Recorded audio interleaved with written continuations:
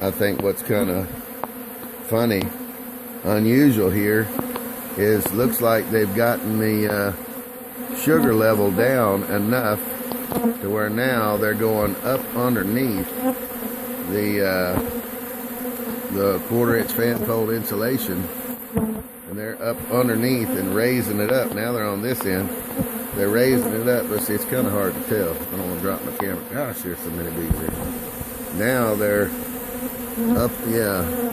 They've cleaned that thing out. Now they're crawling up underneath there, raising the 1/4-inch fan fold up. So I guess I'll have to let them completely decide that there's nothing left in there, and then bring some more sugar water over here, take this off someplace to one side, and then fill it up, because they're definitely up underneath there. But anyway, I love that sound. That is so cool. Anyway, I got a couple of more feeders, and I'm running an experiment. So let me see let me run over and get my experiment and bring it over here. It'll be a lot quicker. Alright. Well, there's what we're going to work on for a wintertime beef feeder. I don't know if you can see there or not. This pair of vice grips with a 1/4-inch. Just a 1/4-inch rod sticking through it. See if I can hold this with one hand. And just so it happens, this thing has marks on it every 1 inch. And I'm just heating this 1/4-inch rod up. And like you can see, it's got a little extra space around it. So that's about a 3/8 hole.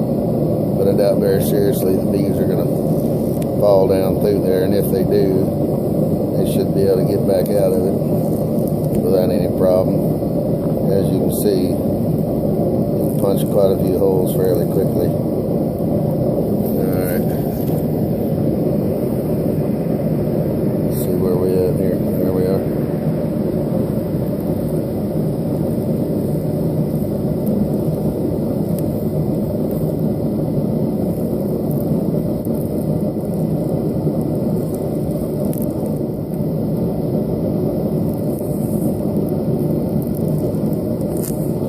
What this is going to go down in one of those cheap dollar store pie tins.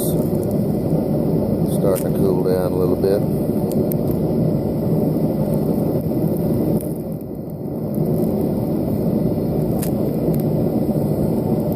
And when it cools down a little bit, then you get some hotter. In other words, the tip cools down, and so it's hotter up the shaft. I don't know if I'm going to be able to show this part to you, but if for some reason you got some holes in our perfect, oh yeah, we can just lay it down.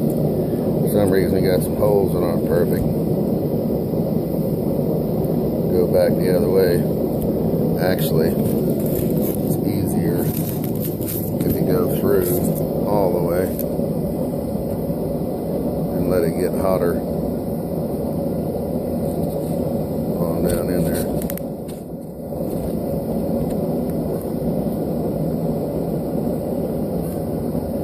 I think I might have to warm it up and come back for the other side.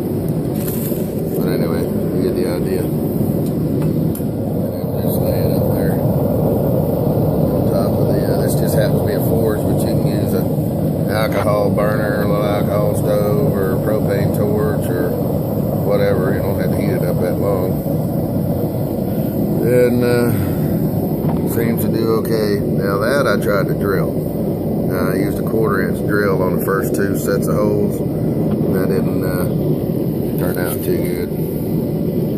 It's okay, but it ended up making a pretty good sized holes, a little over 3/8, which is really not what I intended to do. But even if they fall in there, they'll come back out of there pretty quick. You know, you've got a place to grab a handhold.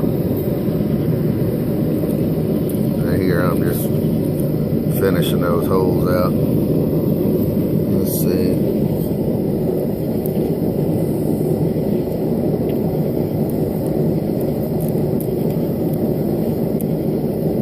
Oops.